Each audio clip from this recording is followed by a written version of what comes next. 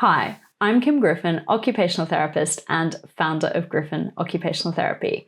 In this video, I want to give you a quick overview of some of the recommendations for reception classrooms that were released in the writing framework in July 2025.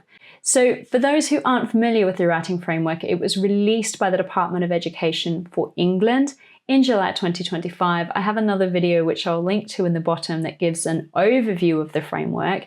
In this video, I really want to dive into the implications for reception classrooms. So there is a whole section, number 2, specifically talking about what needs to be considered in reception. And then the components in transcription and spelling, so section 3, are also really relevant. So the recommendation for reception classrooms is that we're including explicit instruction for handwriting in specific lessons. So it's not just an add-on to a phonics lesson. We're looking at creating specific lessons that focus on handwriting as a construct in itself, rather than necessarily linking it directly into the phonics lesson. And there's also a recommendation to incorporate whole body movement and fine motor skills within those sessions as well. There is explicit instruction, and I was so excited to see this, that we teach in print first. So no lead-in strokes, no cursive, starting with print. And I think that is incredibly important from a developmental perspective, because our 4-year-olds coming into reception, lead-in strokes are diagonals, which is actually developmentally really hard for them to both write and read. So it's great to see that recommendation. The other thing they recommended is that we teach in letter family groups, and I'm also really excited to see that recommendation, and I'll tell you why.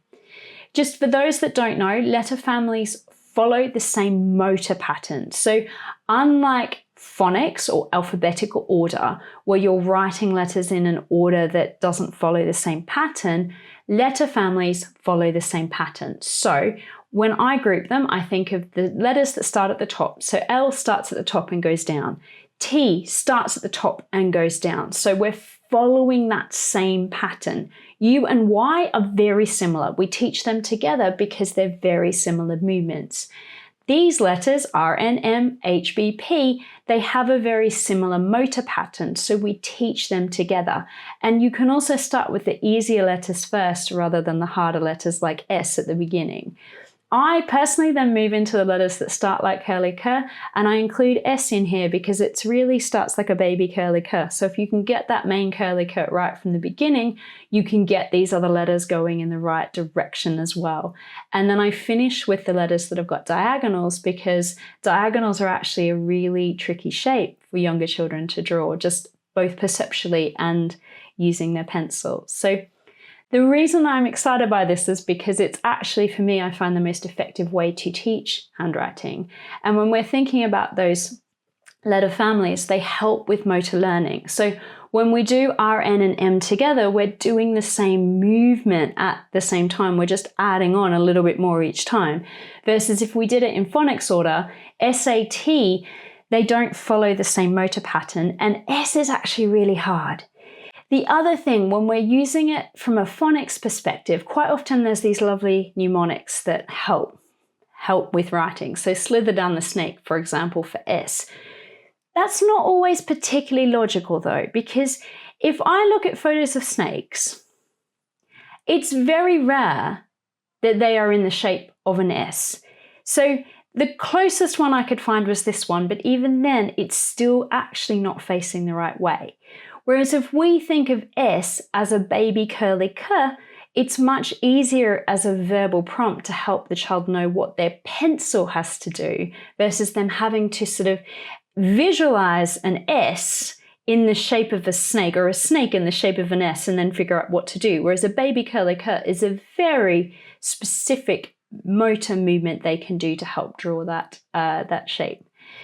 So the takeaways for reception classrooms are that we need to be having specific writing lessons, handwriting lessons that include explicit instruction on how to write letters. We should be starting with print first, so ditching any of the lead-in strokes or any of the cursive programs. And we should be teaching those letters in those lessons in letter families. And I'm really excited to see all of these recommendations because they are the things that I included in the Write Rules program when I wrote it. So if your school is looking for a really easy way to implement those recommendations in the writing framework, Write Rules is a great solution because it includes the whole body movement, it includes the fine motor activities, it includes the songs that help them learn their letters with explicit instructions and in letter families. And it's a great solution for any school that wants an easy, fun way to support their children to learn their letters. If you need more information on Write Rules, the links are below, or if you're already on the Griffin OT website, just click the links to the membership, as Write Rules is included alongside our sensory training and our fine motor skills training. And it is a complete package that your school can use to meet your children's handwriting needs, and also it's an easy way to meet the requirements of the writing framework.